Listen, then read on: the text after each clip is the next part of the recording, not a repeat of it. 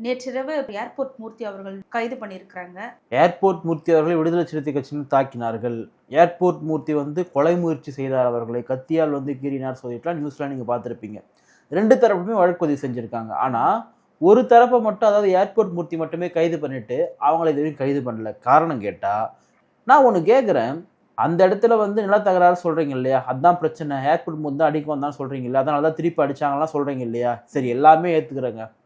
அந்த இடத்துல தலைவர் திருமாவளவன் வாழ்கன்னு சொல்ல வேண்டிய அவசியம் என்ன, ஏன் சொல்லணும்? அப்போ நீங்க தலைவர் திருமாவளவர்களை அந்த இடத்துல இழிவுபடுத்துறீங்க. யார் இழிவுபடுத்துறது?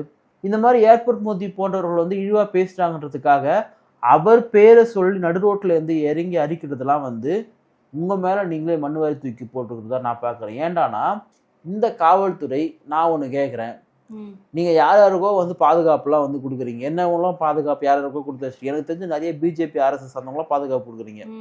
ஆனா ஏன் உங்களால ஒரு தலித் லீடருக்கு பாதுகாப்பு கொடுக்க முடியல? அண்ணன் ஆம்ஸ்ட்ராங் அவர்களுக்கு ஒரே ஒரு கன்மேன் போட்டு வச்சிருந்தா அண்ணன் ஆம்ஸ்ட்ராங் அவர்கள் இன்னைக்கு நம்மோடு இருந்திருப்பாரு. அப்போ அந்த உயிரை காப்பாற்ற தவறியது இந்த அரசு தானே. நான் அவர் மட்டும் சொல்ல வரல, எல்லா லீடர்ஸும் சொல்றேன். இன்னைக்கு லெட்டர் பேடு கட்சி சார்ந்தவங்களாம் போலீஸ் பாதுகாப்பு கொடுத்து வச்சிருக்காங்க. நான் நிறைய பேரை பேட்டிக்கு போயிருக்கேன். அவங்களாம் ஊர்ல 10 பேர் கூட கிடையாது. அவங்க பிஜேபி அரசு ஆதரவாளர் இருப்பாங்க, இல்லை திமுக சார்ந்த ஆதரவாளர் இருப்பாங்க. அவங்க 2 கன்மேன் கொடுத்து வச்சிருப்பாங்க. ஆனா நிறைய பட்டியல் சமூக சார்ந்த தலைவர்கள் நான் பேட்டி எடுக்க போயிருக்கேன். உதாரணத்துக்கு அண்ணன் ஜெகன்மூர்த்தி இருக்காரு, அவரை நான் பேட்டி எடுக்க போயிருக்கேன். அவர் சட்டமன்ற உறுப்பினர், ஒரு கட்சியினுடைய தலைவர், தமிழ்நாடு முழுக்க இருக்கக்கூடிய ஒரு கட்சி புரட்சி பாரத கட்சி. அந்த கட்சியினுடைய தலைவருக்கு இந்த அரசு பாதுகாப்பு கொடுத்திருக்கா, ஒரு கன்மேன் கொடுத்திருக்கா அப்படின்னா இல்ல.